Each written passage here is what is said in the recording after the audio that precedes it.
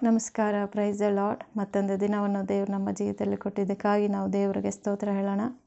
ಇವತ್ತಿನ ದಿನದಲ್ಲಿ ನಾವು ಒಂದು ವಾಕ್ಯವನ್ನು ಓದ್ಕೊಂಡು ಅದರ ಬಗ್ಗೆ ನಾವು ಧ್ಯಾನ ಮಾಡಿಕೊಳ್ಳೋಣ. ದೇವರು ವಾಕ್ಯವನ್ನು ಆಶೀರ್ವಾದ ಮಾಡಲಿ. 2 ಕೊರಿಂಥದವರಿಗೆ ಬರೆದ ಪತ್ರಿಕೆ 9ನೇ ಅಧ್ಯಾಯ 8ನೇ ವಚನ.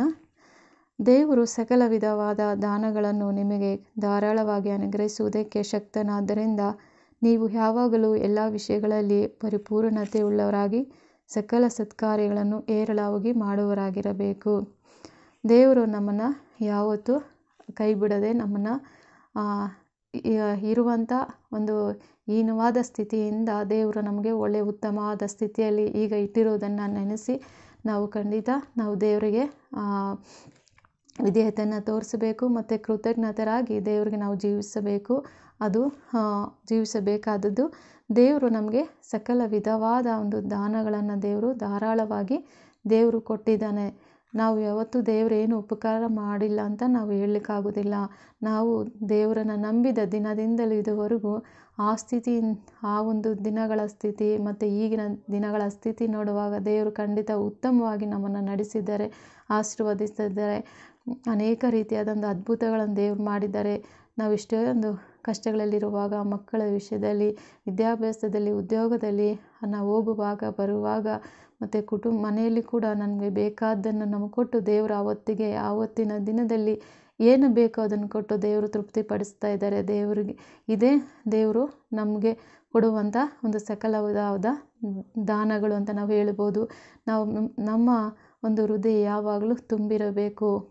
ಅಂದರೆ ದೇವರು ಕೊಟ್ಟಿದ್ದನ್ನು ಮನ ತುಂಬಿ ನಾವು ಹೇಳಬೇಕು, ತೃಪ್ತಿ ಪಡಬೇಕು ಮತ್ತು ಪರಲೋಕದ ತೃಪ್ತಿಯಿಂದಲೂ ಕೂಡ ನಾವು ಇರಬೇಕು.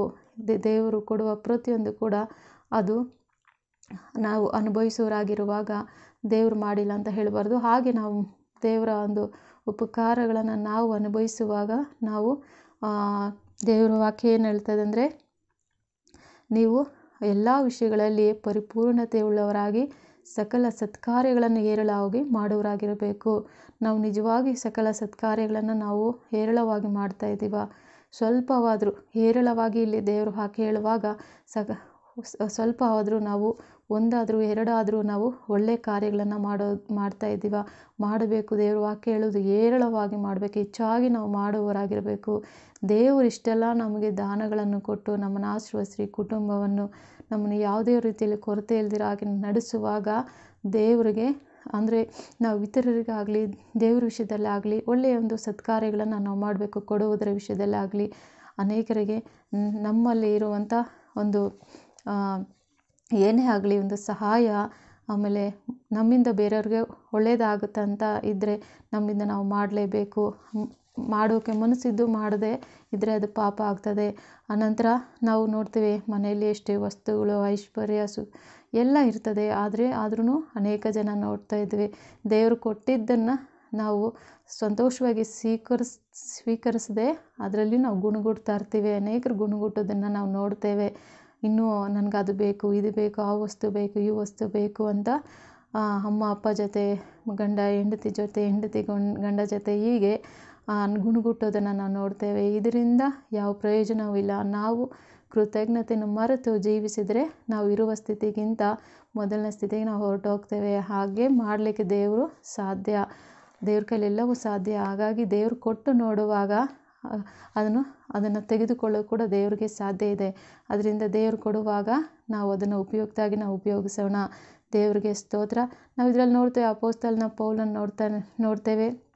ಅವನು ಯಾವಾಗಲೂ ಅವನೇನು ಹೇಳ್ತಾ ಇದ್ದಂದರೆ, ನಾನಂತೂ ಇದ್ದ ಸ್ಥಿತಿಯಲ್ಲೇ ಸಂತುಷ್ಟನಾಗಿದ್ದೇನೆ.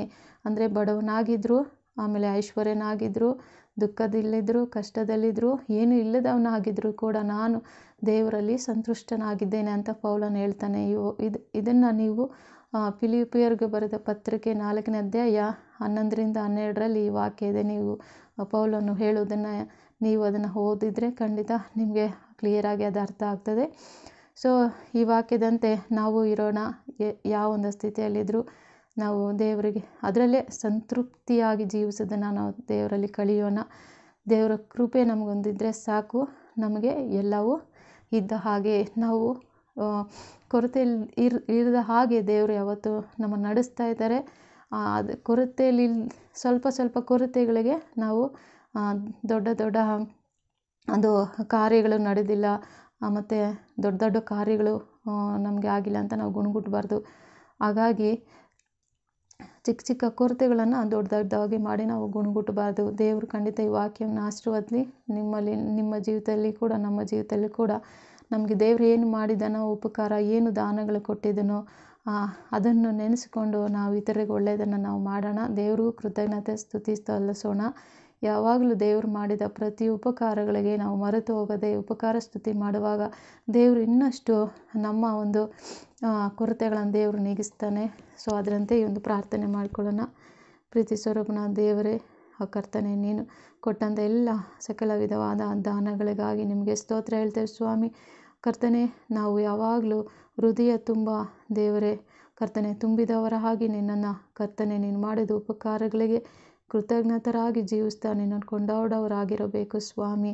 ದೇವರೇ, ನೀನು ಎಷ್ಟೋ ನಮಗೆ ಉಪಕಾರ ಮಾಡ್ತೀವಿ, ಎಷ್ಟೋ ಎಲ್ಲ ಕೊಟ್ಟಿದ್ದೀಯಪ್ಪ. ಅದರಲ್ಲಿಯೂ ನಾವು ಕೊರತೆ ಇದೆ ಅಂತ ನಾವು ಗುಣಗುಟ್ಟಬಾರ್ದು ಸ್ವಾಮಿ. ಹಾಗೆ ಗುಣಗುಟ್ಟಿದ್ರೆ ಸ್ವಾಮಿ, ನಾವು ಮೊದಲಿದ್ದ ಸ್ಥಿತಿಗೆ ನಮ್ಮನ್ನು ನೀನು ಕಳಿಸುವನಾಗಿದೆಯಪ್ಪ. ಆ ಸ್ಥಿತಿ ಬೇಡ, ಹೀಗೆ ಇರುವ ಸ್ಥಿತಿ ನಮಗೆ ಸಾಕು. ನೀನು ಕೊಟ್ಟಿರುವಂಥ ಎಲ್ಲ ಒಳ್ಳೆಯ ಒಂದು ಎಲ್ಲ ಉಪಕಾರಗಳಿಗಾಗಿ ಆಶೀರ್ವಾದಗಳಿಗಾಗಿ ನಿಮಗೆ ಸ್ತೋತ್ರ ಹೇಳ್ತೇವಪ್ಪ. ಈ ವರ್ಷದಲ್ಲಿ ಕೂಡ ನಿಮ್ಮ ಮಕ್ಕಳನ್ನು ಸಕಲ ವಿಧದ ದಾನಗಳಿಂದ ತುಂಬಿಸಿ ಸ್ವಾಮಿ. ಯಾವತ್ತೂ ಕರ್ತನೆ ದೀನ ದರಿದ್ರನಾಗಿ ಮಾಡದ ಹಾಗೆ ಸ್ವಾಮಿ, ಒಂದೊಂದು ಕುಟುಂಬದಲ್ಲಿ ದೇವರೇ ನಿನ್ನ ನಂಬಿಕೊಂಡಿರುವ ಒಂದೊಂದು ಆತ್ಮನ ವಿಷಯದಲ್ಲಿ ನೀವು ಈ ರೀತಿ ನಡೆಸ್ರಿ ಅಪ್ಪ.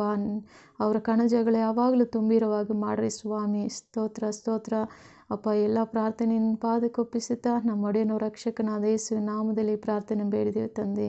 ಆಮೇನ್. Thank you. ನಿಮ್ಮೆಲ್ಲರನ್ನು ದೇವರು ಆಶೀರ್ವಾದ ಮಾಡಲಿ.